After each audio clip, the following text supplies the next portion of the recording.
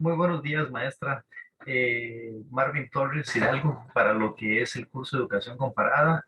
Con respecto a la actividad 1.4, reflexión sobre el contexto histórico de la educación comparada y la actualidad. El video lo grabo de forma individual por lo que comentábamos en foro. Más bien le agradezco mucho las indicaciones. Procedo a responder las preguntas y a realizar las conclusiones respectivas. La primera pregunta es, ¿qué diferencia se encuentra entre el contexto histórico en que surge la educación comparada y la actualidad? Bueno, yo quiero recalcar varios puntos acá. El primero que todo es la existencia actual de las telecomunicaciones con respecto al momento en que nace la educación comparada. Actualmente las telecomunicaciones ofrecen la posibilidad de una comunicación directa. En ese momento, cuando nace la educación comparada en los años 1800, no existía esa facilidad. Entonces, para poder acceder a información, solamente habían dos medios principales: asistir presencialmente a lo que es ese campo de estudio, el país donde se quería realizar la observación, o por medio de cartas. Si se quería ir presencialmente, eso implica toda una serie de logística en cuanto a medios de transporte, inversión económica y tiempo, lo que claramente, ¿verdad? Es un poco difícil actualmente si hablamos de la economía, ¿verdad? En algunos aspectos. Si fuera por carta la comunicación, en ese momento, pues sí se puede. La única forma de obtener información era por medio de algún contacto en algún otro país en donde se le pidiera realizar observaciones. Pero esto representa un problema, porque la persona que iba a realizar la observación no necesariamente tenía los conocimientos necesarios en investigación o metodologías para poder analizar los diferentes puntos que se requerían y poder enviárselo al investigador. Además de esto, las cartas duran mucho en llegar de un punto a otro, por lo tanto, recibir la información pues iba a llevar su tiempo, lo que también provoca que el momento de poder leer la información y buscar una retroalimentación, realizar consultas al observador, pues iba a tardar todavía más tiempo mientras se devolvía nuevamente la carta y se recibía la respuesta. Por lo tanto, las investigaciones debían llevar mucho tiempo en poder establecerse y poder generar lo que fuera contenido para empezar a realizar conclusiones y fundamentar lo que son teorías en ese aspecto. Actualmente con las telecomunicaciones, pues fácilmente podemos acceder, ¿verdad?, a lo que es una videollamada, podemos acceder a sitios especializados donde ya hay información, donde ya hay videos, donde hay estadísticas de datos y podemos a partir de ello extraer lo que es información y empezar a realizar conclusiones. Entonces, en cuanto a ese aspecto, sí era un problema la parte de comunicación. La parte de transporte hoy en día no es un problema para realizar una observación.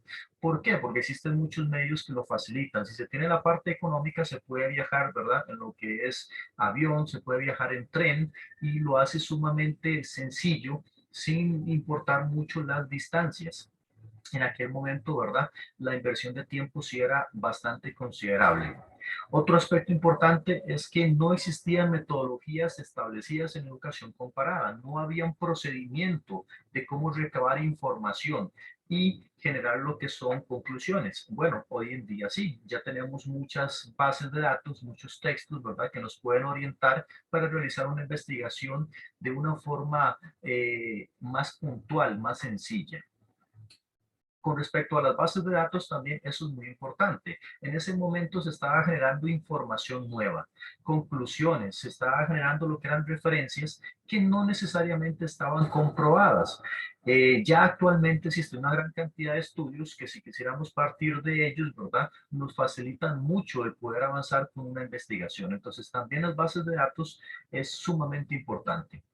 Tenemos diferentes formas de acceder a la información actualmente, lo que son multimedia, podemos acceder a videos, a lo que son audios, escritos, que nos facilitan mucho ese procesamiento de información. En ese momento donde nace la educación comparada, pues no existía de esa manera, solamente era, ¿verdad?, el texto escrito a mano, o con el tiempo, con los años, ¿verdad?, la parte de acceder a lo que es el texto en imprenta cuando ya está en la investigación y se puede distribuir, ¿verdad? Entonces, en ese aspecto sí era un poco más difícil poder acceder a algún tipo de información. Actualmente existen redes sociales también con las que es muy fácil socializar información. En ese momento, como hablamos, solamente estaba la carta o hablar directamente con las personas, con los actores de la situación. Lo que ya habíamos comentado representa una inversión de tiempo y una inversión económica mucho más grande. Considero que esas son algunas de las diferencias más importantes entre el contexto histórico y la actualidad. La segunda pregunta es, ¿qué cree que cambió a raíz de la crisis sanitaria por COVID-19? Bueno, lo primero que yo considero que cambia es un resurgimiento por analizar el concepto de educación a distancia y aplicarlo. Tenemos que recordar que la educación a distancia consistía en enviarle material a lo que eran los estudiantes matriculados, que ellos analizaban, leían y luego igual por correspondencia podían contestar a diferentes evaluaciones para con el tiempo recibir una acreditación. Bueno, ese concepto ya ha evolucionado durante muchas décadas. En esta actualidad se retomó por medio de la virtualidad, haciendo uso de lo que es la tecnología, las telecomunicaciones, principalmente lo que es el Internet y lo que son dispositivos computacionales. ¿Qué es lo que se está aplicando acá? Bueno, se le está pasando al estudiante por medio de Internet lo que es información de igual forma, textos y demás que tiene que estudiar y en su momento presentar una evaluación. La ventaja de hoy en día es que esas evaluaciones se pueden realizar en línea, ya con aplicaciones que inmediatamente califican lo que son las respuestas, ¿verdad? Y brinda una retroalimentación, facilitando tanto el trabajo del docente como lo que es la retroalimentación del estudiante. Ahora, ya no es necesario hacer consultas por medio de cartas, sino que se pueden hacer sesiones virtuales sincrónicas para responder a esas preguntas, o bien existen diferentes foros donde se pueden realizar consultas. Entonces, sí hay una clara evolución de la educación a distancia, convirtiéndose más en un modelo de educación virtual a distancia en ese aspecto.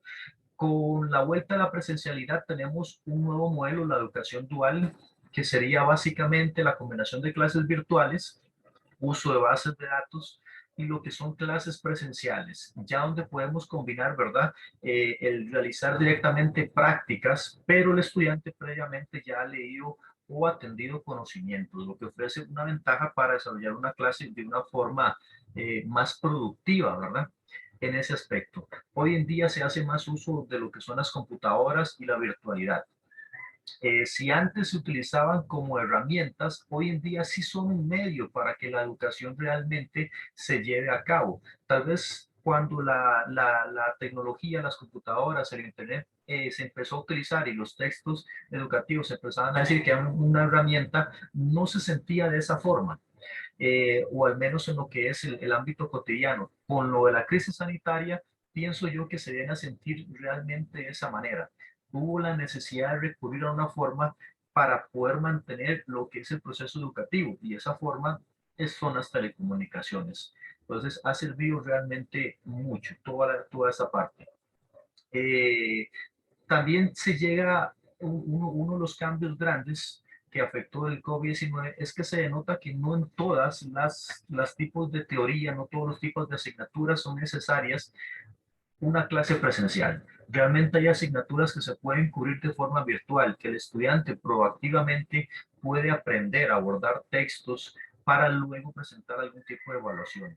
Tal vez las asignaturas más importantes, más importantes en cuanto a presencialidad, para aclarar el punto, son tal vez asignaturas donde se debe demostrar algún tipo de habilidad o destreza, alguna aplicación de conocimiento.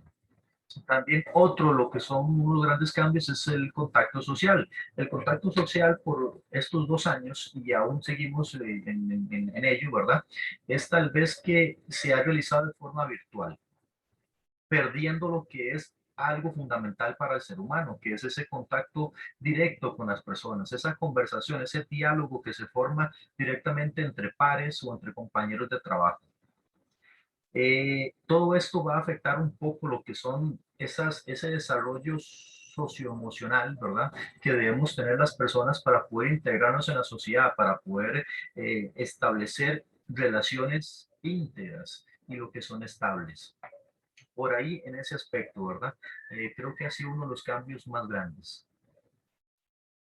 La tercera pregunta es, ¿qué temas comunes se pueden abordar para ser estudiados actualmente entre las diferentes zonas geográficas o los países? Bueno, creo que lo primero es el diseño de cursos de educación a distancia. Creo que la oportunidad que ofrece esta crisis de COVID-19 es entender que la educación es algo universal, que no importa las distancias, podemos establecer un curso, una comunicación para poder llevar un proceso educativo. Creo que eso es muy importante. También la creación de clases virtuales, ya sean sincrónicas o asincrónicas, que queden grabadas, pues esos son ya nuevos recursos que podemos disponer y que no es necesario estar en el mismo espacio físico, ¿verdad? Para poder utilizarlos. El aumento en la creación de bases de datos, lo que es multimedia, podemos también empezar a tomar ese rol. Los docentes podemos volvernos creadores de contenido, pero contenido académico, no un contenido social como se ve actualmente en las redes, sino un contenido académico que sea profundo y que realmente pueda ayudar al estudiante a desarrollarse o al profesional también a repasar conocimientos. Creo que la implementación de la educación dual es algo muy importante. Cambia un poco lo que es ese nicho, esa función, ¿verdad?, que tiene el docente, que ya no tenemos que desarrollarla completamente dentro de un aula. También podemos establecer programas donde desde la casa, ¿verdad?, podamos atender a los estudiantes. Claro, considerando el hecho de que eh, se deben tomar medidas en la parte social, que eso es muy importante. Actualmente, digamos, con la virtualidad, ¿verdad? No se tiene ese contacto, como ya se mencionó en la pregunta 2, no se tiene ese contacto directo, por lo tanto hay que buscar técnicas para afianzar esa parte, ¿verdad? Para lograr esa conexión entre estudiante y docente. Creo que eso sería con respecto a la pregunta 3. La última pregunta es, en la actualidad, ¿cómo ha impactado esta crisis su contexto laboral? Bueno, en cuanto a lo que es mi país, con la vuelta a la presencialidad, lo que nos ha indicado más que todo el sistema educativo es sintetice contenidos, priorice contenidos. ¿Por qué? Porque los 2 años anteriores, aunque por medio de la parte virtual se ha intentado impartir esos conocimientos, eh, no es que se ha logrado de una forma tan concreta o los estudiantes no han podido asimilarlos de una forma correcta. Entonces, ahora que volvemos a la presencialidad, es necesario tomar el contenido de 2 años más este año y poder sintetizarlo, lo que implica un gran esfuerzo por parte del docente para utilizar metodologías apropiadas para cubrir en tiempo y forma lo que son los contenidos. Aquí podemos hacer uso, ¿verdad?, de un mayor contenido multimedia, lo que son videos pregrabados para los estudiantes, lo que son audios.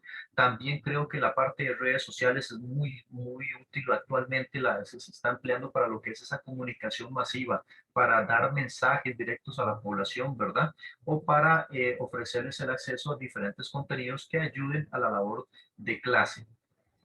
Eh, Se sigue con una parte de virtualidad en algunos aspectos, pero a mí lo que más me preocupa es la pérdida del diálogo entre docente y estudiante. ¿Por qué? Porque en una clase virtual podemos sentarnos fácilmente en la comodidad del hogar, ¿verdad?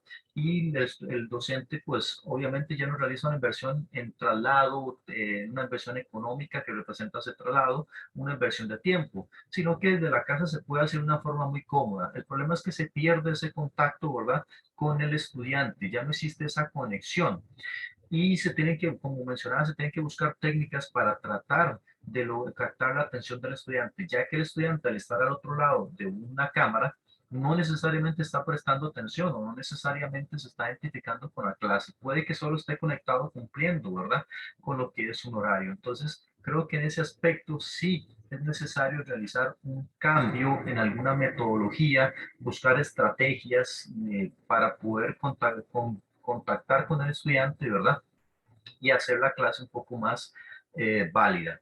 Creo que también lo que ha impactado en la actualidad son todos los protocolos de prevención con lo que es del COVID-19, que al menos esta generación y varias generaciones vamos a recordar muy claramente y vamos a seguir aplicando, lo que con los años pues va a afectar un poco ese contacto físico que teníamos con las personas, ¿verdad? Que en realidad no es algo tan malo, porque los virus, las bacterias, microorganismos siempre han existido. Entonces, básicamente es una forma de cuidarse. Lo que pasa es que en definitiva, para los que ya fuimos criados, teníamos una cotidianidad donde teníamos más contacto con las personas, sí es un cambio radical. Tal vez para las nuevas generaciones, ¿verdad? Los nuevos niños de escolar, ya sea algo que vaya a ser muy regular. Pero sí, en el caso de las generaciones un poquito más actuales, ya mayores, ocuparíamos pues una readecuación, ¿verdad? Y creo que en comportamiento. Eso sería con respecto a la pregunta 4. Finalmente, lo que nos solicitan son algunas conclusiones en general.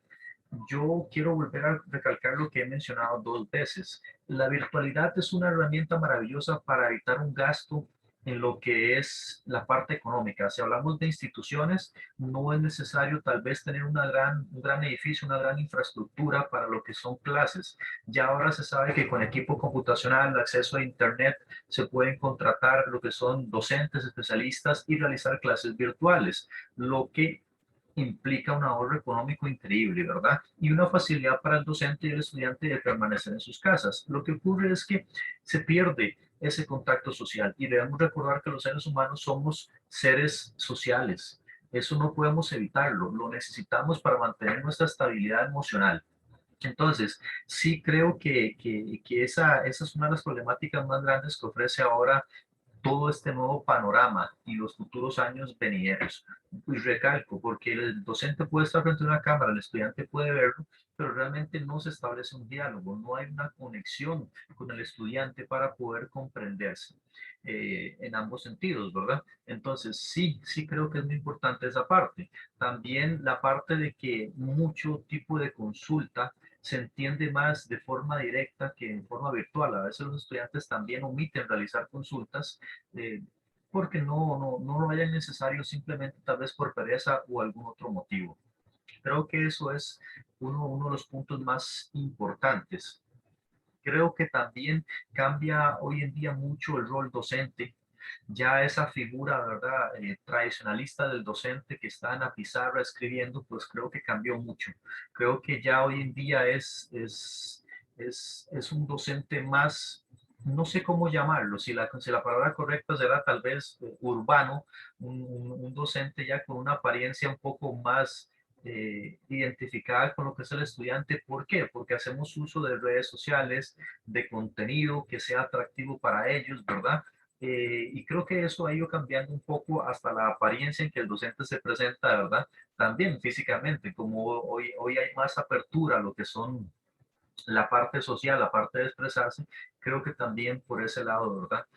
Hay un cambio en la percepción del docente. También veo oportunidades laborales en cuanto al aspecto de que se puede generar contenido.